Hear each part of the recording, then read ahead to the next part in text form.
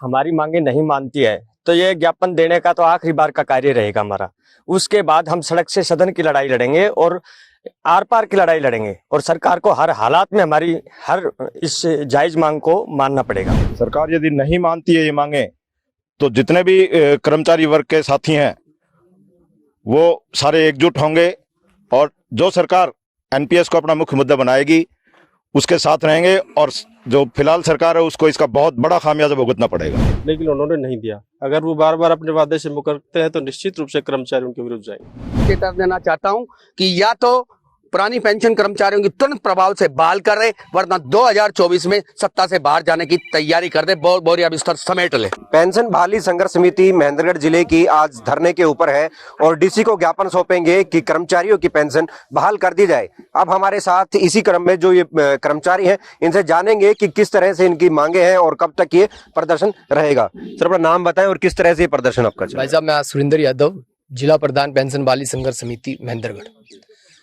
आज पूरे हरियाणा में सभी जिला मुख्यालयों पर पेंशन बहाली संघर्ष समिति माननीय मुख्यमंत्री महोदय, उप मुख्यमंत्री और नेता प्रतिपक्ष को पेंशन बहाली के लिए ज्ञापन सौंपने के लिए यहाँ पे हम एकत्रित हुए।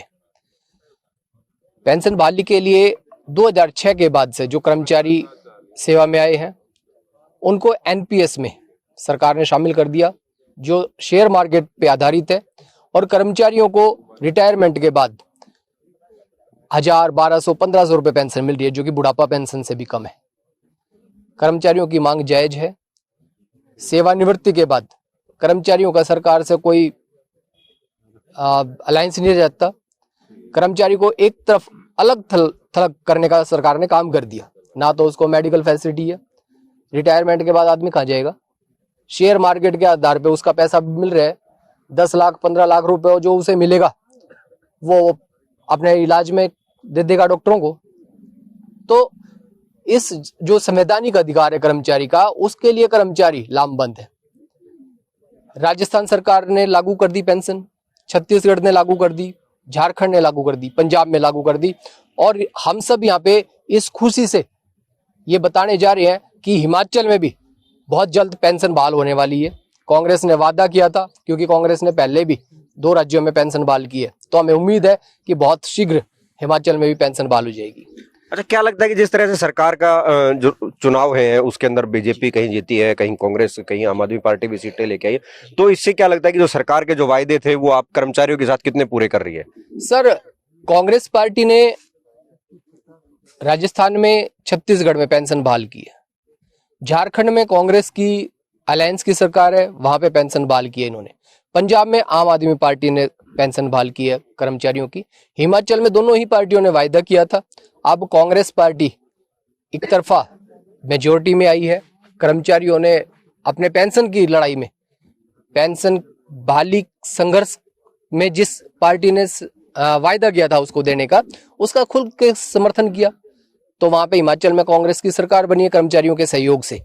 तो हमें यही उम्मीद है कि वहाँ पे बहुत जल्द पेंशन बहाल होगी। अच्छा, सरकार आपकी मांगे नहीं मानती है तो किस तरह से आपका प्रदर्शन रहेगा और क्या आगे की रणनीति रहेगी? मैं Krishna Kumar, Haryana primary teacher association जिला महेंद्रगढ़ से प्रधान।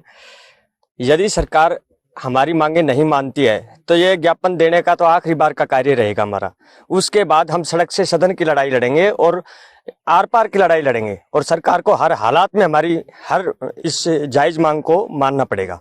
अच्छा, यदि सरकार, अब क्योंकि नजदीकी विधानसभा चुनाव होने 2024 में, क्या उससे पहले लगता है कि सरकार आपकी मांगों को मान लेगी? बिल्कुल, सरकार को ये सब मांगे माननी पड़ेंगी, क्योंकि मजबूर हो जाएगी सरकार।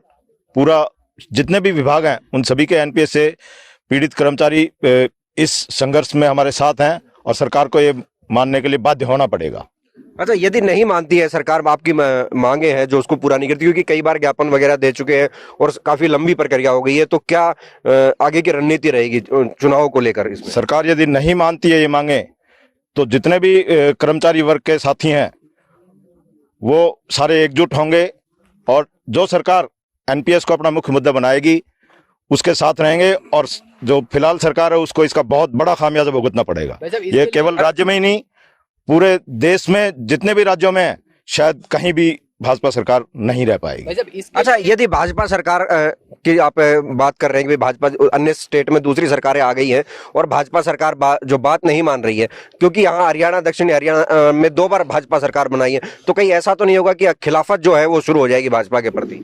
हाँ, निश्चित रूप से कर्मचारी जो है वो सरकार के खिलाफ जाएंगे और पेंशन जो है वो कर्मचारी का हक है, वो सरकार को देना चाहिए। सरकार ने पहले भी वादा किया था, उप मुख्यमंत्री साहब ने जींद की रैली में भी कहा था कि हम कर्मचारियों को पेंशन देंगे, हरियाणा के कर्मचारियों को, लेकिन उन्होंने नहीं दिया। अगर वो बार बार अपने वादे से मुकरते हैं तो निश्चित रूप से कर्मचारी उनके विरुद्ध जाएंगे।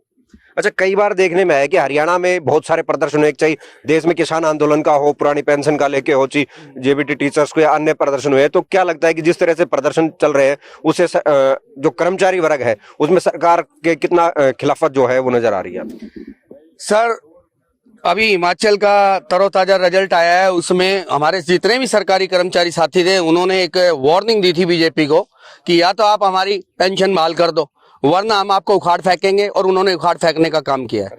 अब हमारी बारी है, हरियाणा वालों की बारी है 2024 से पहले। वैसे हमें उम्मीद है मोदी जी बड़े प्रखर बुद्धि और विद्वान हैं, उनको पता है कि यही एक ऐसा मुद्दा है जो 2024 में उनकी भी सत्ता को उखाड़ फेंकने का दम रखता है। इसलिए मैं पहले ही हरियाणा सरकार को चेतावनी देना चाहता हूं कि या तो पुरानी पेंशन कर्मचारियों की तुरंत प्रभाव से बहाल कर दे, वरना 2024 में सत्ता से बाहर जाने की तैयारी कर दे, बोरिया बिस्तर समेट ले। अच्छा, जिस तरह से अब कर्मचारी वर्ग चेतावनी दे रहा है, क्या लगता है कि इससे सरकार जो है मान जाएगी? बिल्कुल मानेगी जी, क्यों नहीं मानेगी, क्योंकि ठाकुर तो गए हो, ठाकुर गए हो। इब कहेगा मोदी जी इब आप करोगे 2024 में केंद्र में, मैं तो गयो, तो ठाकुर जी तो गयो, और अब खट्टर साहब भी मात्र 1.5 साल रह गई है। या तो वो इस चीज से, हिमाचल की इससे सीख लेकर सभी कर्मचारियों भाइयों की पेंशन बहाल करेंगे, वरना हम उनको बाहर करेंगे। या तो सत्ता में रहो जी, या फिर ये आज जो ज्ञापन देने का मुख्य एजेंडा है वो अब शीतकालीन सत्र शुरू होने वाला है 26 तारीख से। तो कर्मचारियों की मांग है कि शीतकालीन सत्र में ही ये कर्मचारियों की पेंशन बहाल करें, नहीं तो आने वाले बजट सत्र में 26 फरवरी को सभी कर्मचारी, पूरे हरियाणा का कर्मचारी सीएम आवास को घेरने का काम करेगा और उसकी जिम्मेदार सरकार स्वयं होगी। ये आपके माध्यम से मैं सरकार को चेतावनी दे रहा हूं, चेताना चाहता हूं। ये संघर्ष समिति के जो कर्मचारी थे वो हमारे साथ मौजूद थे, उन्होंने सरकार को स्पष्ट तौर के ऊपर चेतावनी दी है कि इस सत्र में या तो पेंशन बहाली लागू कर दी जाए, नहीं तो आने वाले समय में बीजेपी को भारी खामियाजा भुगतना पड़ सकता है। हरियाणा तक के लिए महेंद्रगढ़ से नवीन यादव।